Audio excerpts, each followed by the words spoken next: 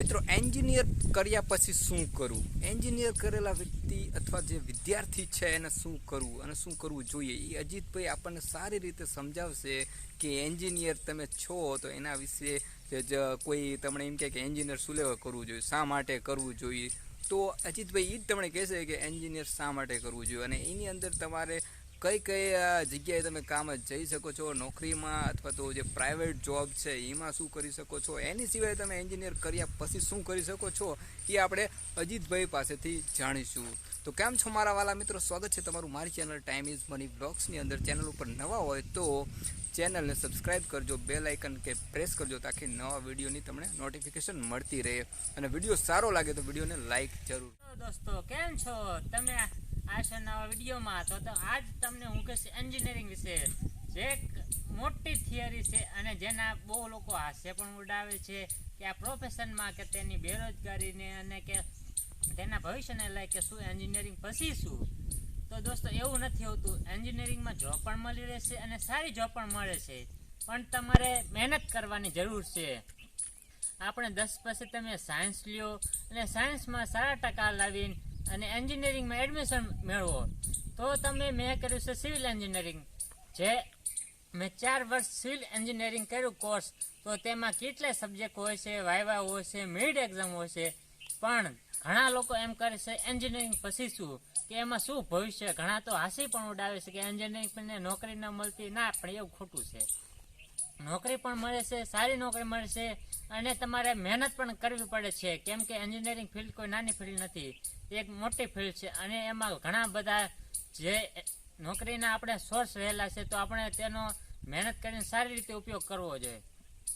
મેં civil engineering કર્યું છે અને 4 વર્ષમાં ઘણા સબ્જેક્ટ છે, વાયવા, પછી આપણે મિડ એક્ઝામ અને પછી આપણે સિવિલ એન્જિનિયરિંગ પૂરું કર્યું તો તેમાં આપણે ઘણા ચાન્સ રહે છે. અને એક એન્જિનિયર ફક્ત એન્જિનિયરિંગની જોબ નથી લઈ શકતો, તેનામાં ઘણી બધી આવડત હોય છે. તે મહેનતમાં ક્યાંય પાછો પડતો નથી. તે તલાટીથી લઈને યુપી સુધી તે બધામાં પોતે મહેનત કરી શકે છે અને તે ક્યાંય કદી પાછો પડતો નથી. ઘણા લોકોને એમ થાય કે એન્જિનિયરિંગ કર્યું અને આપણે એને હાંસી ઉડાવીએ, પણ ના, એવું ન હોય. ઘરના એમ કે તે શું કર્યું, એન્જિનિયરિંગ કર્યું પછી શું તારું ભવિષ્ય, પણ ના, એવું ન હોય. આપણે હંમેશા મહેનત કરતા રહેવું જોઈએ અને આપણું મહેનતના આધારે જ આપણું ભવિષ્ય એન્જિનિયરિંગમાં સારું એવું કરી શકીએ છીએ. હું અત્યારે પાણી પુરવઠામાં જોબ કરું છું. બધે એવું ગામડે જઈને શું લીકેજ હોય, પાણીના પ્રશ્નો શું હોય અને મારે કેવી રીતે સોલ્વ કરવું, તો આ બધું હું શીખ્યો એન્જિનિયરિંગમાંથી. તેમાં આપણને ફક્ત એન્જિનિયરિંગ એટલે આપણે એવું નહીં કે ચોપડિયું જ્ઞાન, પણ આપણામાં છે ને મહેનત કરવાની અને વિચારવાની ઘણી બધી સ્કિલો ડેવલપ થાય છે આપણી અંદર. તો આપણે ફક્ત નોકરી વિશે નહીં, પણ આપણા જીવનમાં પણ એન્જિનિયરિંગ ક્યાંય કરીને પાછા પડતા નથી. હું અત્યારે ગામ જઉં છું, પાણીના પ્રશ્નો હોય તેને બધાને સાંભળું છું. ઘણા બધા મારે સરને રિપોર્ટિંગ કરવાનું હોય છે, ક્યાંક લીકેજ હોય તો ખેતરવાળાનો ફોન આવે છે. તો ઘણા બધા પ્રશ્નો આપણે સોલ્વ કરવા પડે છે. હું સુપરવાઇઝર તરીકે જે બધું ધ્યાન રાખું છું, તો એમાં ઘણા બધાનો ફાળો છે. અમારા જે સુરેશભાઈ છે લીકેજવાળા, તેમનો છે, બીજા અમારા લાઇનમેન છે, એમનો ખૂબ સારો ફાળો છે. પણ એવું નહીં કે આપણે એન્જિનિયરિંગમાં એક સારું ફ્યુચર રહેલું છે તો કોઈ તમને એમ કે એન્જિનિયરિંગ પછી શું, ના, એવું નહીં. એન્જિનિયરિંગ પછી ઘણા બધા સોર્સ છે પૈસા કમાવાના, નોકરી કરવાના. કેમ કે એક એન્જિનિયરિંગ કરેલો માણસ છે ને તે ક્યાંય પાછો પડતો નથી. તે પોતાના નોકરીની બાબતમાં હોય કે પોતાના જે જીવનમાં પ્રશ્નો ડેવલપ થાય છે તેનું પણ સોલ્યુશન તેની પાસે હોય છે, કેમ કે તે એક એન્જિનિયર છે. અને જેમ તેને મકાન ઊભા કરવા કે કોઈ પણ નવા કામ કરવા, તેમ જીવનમાં તે પોતાનું ભવિષ્ય પણ સારું નિર્માણ કરી શકે છે. મેં માસ્ટર ડિગ્રી પણ કર્યું છે ટ્રાન્સપોર્ટેશન એન્જિનિયરિંગમાં, અને તેમાં મેં ટ્રાન્સપોર્ટેશનમાં માસ્ટર ડિગ્રી કર્યું છે. તેમાં મેં રોડ સેફ્ટી ઓડિટને પ્રોજેક્ટ કર્યું છે, તો એમાં પણ સારું ભવિષ્ય છે હાઈવેના કામમાં કે બીજા કામમાં. તો એવું નથી, અને તેમાં તમને સારો પગાર પણ મળે છે. એટલે હંમેશા આપણે પોઝિટિવ રહેવું જોઈએ અને મહેનત કરતા રહેવું જોઈએ. આપણે એવું ના વિચારવું જોઈએ કે આપણું શું થશે, કે આપણું ભવિષ્ય, કે ના, એવું નહીં. પણ આમાં આપણે એન્જિનિયરિંગમાં જો સરકારી નોકરીની પણ સારી તકો છે અને આપણા પ્રાઇવેટ કામમાં પણ સારી તકો છે. આપણે કોઈ પણ કામ મહેનતથી કરવું જોઈએ, ઈમાનદારીથી કરવું જોઈએ.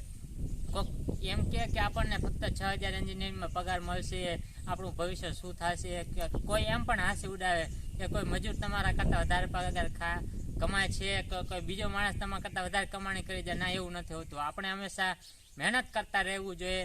અને આ મારો દિલથી વિડીયો છે, અને કે તમે જાણો કે એન્જિનિયરિંગ ફક્ત ઘણા બધા પ્રશ્નોને સોલ્વ કરે છે, તેના જીવનમાં પણ ઘણા પ્રશ્નો ઉદ્ભવ થાય છે. તે ઘણા બધા સમાજનું છે, બીજા લોકોનું ઘણું બધું સાંભળવું પડે છે. અને એમ થાય છે કે હવે કે મારું જીવન શું ખરેખર એન્જિનિયરને પણ એવું થાય કે મારું શું, કે મારું કોઈ હાથ નહીં ચાલે. ના, પણ એવું ન હોતું. તમારે હંમેશા મહેનત કરતા રહેવું જોઈએ. એક એન્જિનિયર છે ને યુટ્યુબર પણ બની શકે છે, બિઝનેસમેન પણ બની શકે છે, અને યુપીએસસી પાસ કરીને એક IAS IPS પણ બની શકે છે. કેમ કે તે કદી પણ પાછો પડતો નથી. અને હંમેશા આપણે પોઝિટિવ વ્યૂ રાખવો જોઈએ. એક એન્જિનિયરિંગ એટલે કહેવાય ને કે આપણા આખા વર્લ્ડને બિલ્ડ કરવાનું કામ એક એન્જિનિયર ઉપર હોય છે.